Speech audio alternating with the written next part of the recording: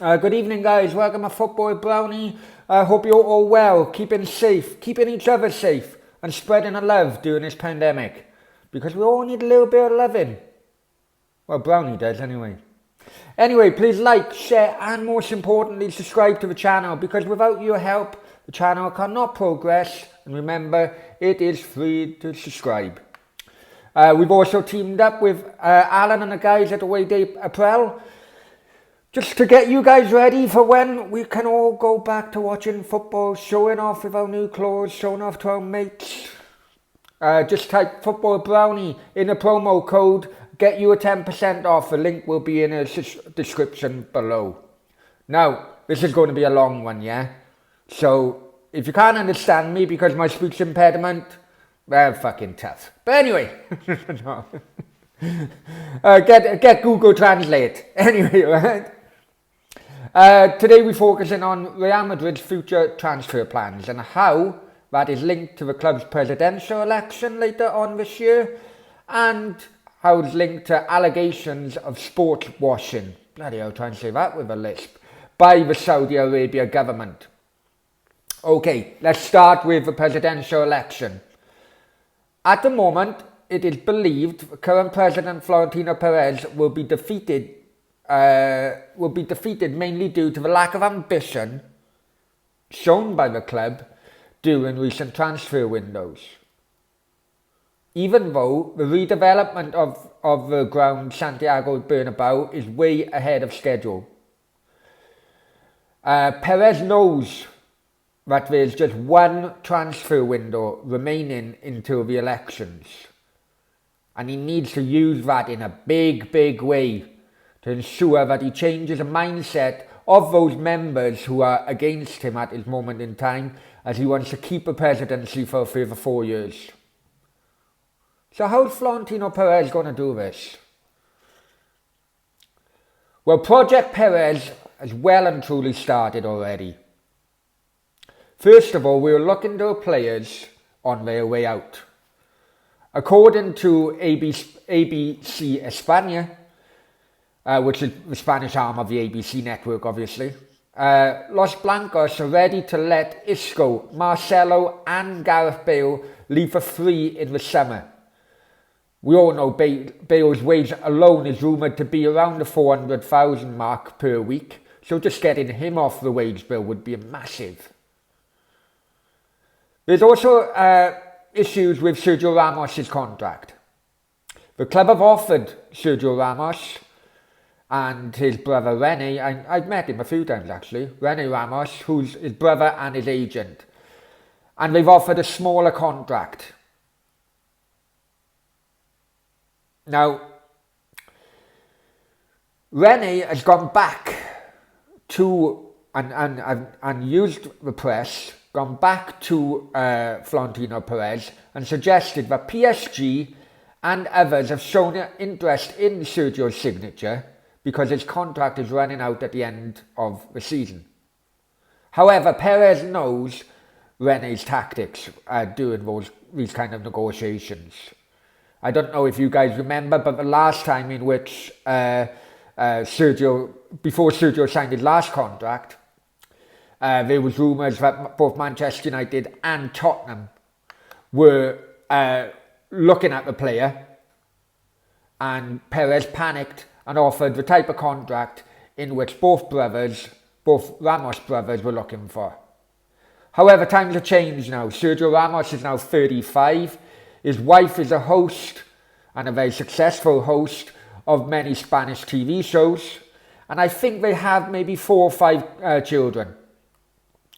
So with that in mind, Florentino Perez is willing to play the waiting game to ensure that this time around he wins the contract battle with the club captain. So I hear you say, will these savings be enough? The simple answer is no. There's 2 huge sponsorship deals which Florentino Perez has now got lined up. The first one is almost a done deal. However, it is the most controversial. Both the Times in England and DRO AS, which is AS basically, the AS publication, have reported that sponsorship talks between Real Madrid and the Saudi government have already taken place. Yes, you heard me right, the Saudi government. Many proposals have been discussed, but one is that Saudi Arabia will basically be the main sponsor of Real Madrid's women's team for the next 10 years in exchange for 150 million euros. It would involve, the sponsorship of the team, but also using the men's first team players in promotional capacity with Saudi Arabia's government's aim of motivating girls into playing sport. Now, they're also investigating the possibility of building a Real Madrid entertainment centre in the Arab state, which would create further income stream for Real Madrid.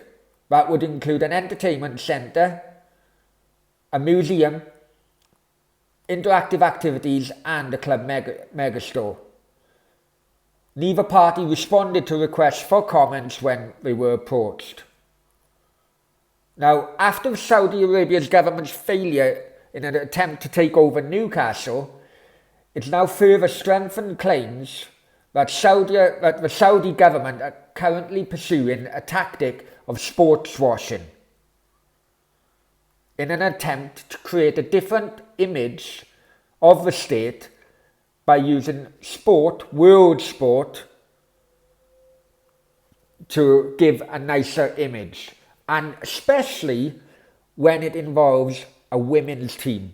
We all know the issues between Saudi Arabia and women's rights. It is also well-respected journalist Jose Diaz, who writes for Marca and a regular panelist on Spanish football show El Chicharito, has also reported a further sponsorship deal involving a group of American financial companies, which would calculate to a further 205 million euros. That deal would be up until 2027. So all in all, guys, some serious funding could be going into Real Madrid's bank accounts within the next few months. So which players are they looking at then, I hear you say? Well, because of Perez's urgency, as he knows the dissatisfaction of the members whose votes he's looking for, Marca have reported the club's president has given up on the current project of bringing in cheap South American youngsters like Vinicius and bringing them along. That strategy has changed as he's looking for a Galactico project again. He needs players who are tried and tested. The easiest two were Bayern Munich centre-half David Alaba, which Fabrizio Romano has reported that a verbal agreement until 2025 has already been put in place. Salary of 12 million per season. However, the pre-contract is not signed yet. Real Madrid hope the deal is done in the coming weeks. Also rumoured Rennes and French midfielder Eduardo Camarena, I think I said that correctly, is very close to signing for Los Blancos. His agent, Jonathan Barnett, who's Gareth Bale's agent by the way, said Real Madrid is a very great club for any player. If Rennes decided to let him go, Real Madrid will be one of the clubs in which he would go to. Sorry, I missed where I was then. Okay, and now the news in which I'm sure most of you have clicked this link on for.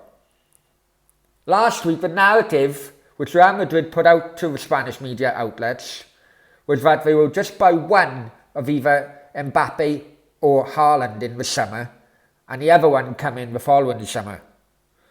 We all know that Haaland has a 70 million buyout clause of summer, which kicks in the summer of 2022.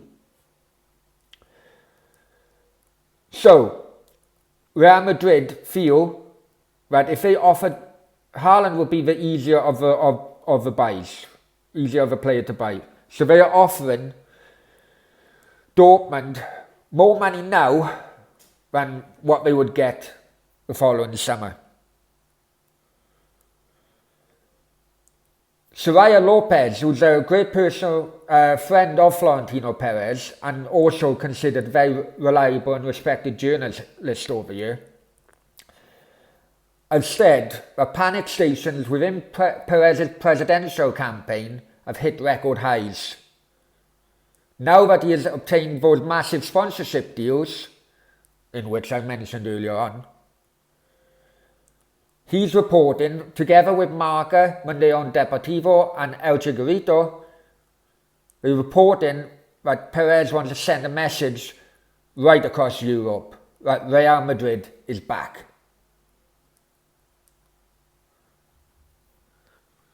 They also reported that wheels are now in motion in getting both Haaland and Mbappé in the summer.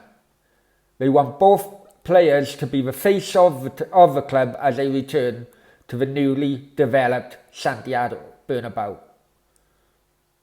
However, there's another twist in this massive plan of attack by Florentino Perez. And this other twist won't put a smile on Arsenal fans at the moment. Real Madrid have stated that they are not willing to sell Martin Odegaard to Arsenal after his loan deal runs out in the summer. In fact, they want to use him as bait to Erling Haaland, as they are convinced both Norwegians linking up on the field of play would benefit the team and the club massively.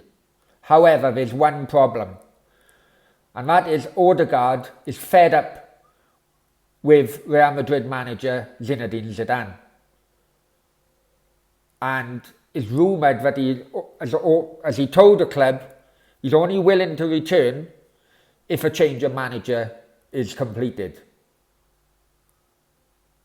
That has now already pushed some Spanish publications into putting a story out there that Zidane will not be in charge of Real Madrid next season. Let's be honest, guys, this is a massive, massive campaign strategy of Florentino Perez. However, if every single piece of this jigsaw is put into place, there's no doubt it will give him a further 4 years in charge of the world's biggest football club. Thank you for watching. I hope you enjoyed the information. Took me ages to put together, but I enjoyed it. I hope you did too. Take care. Bye-bye.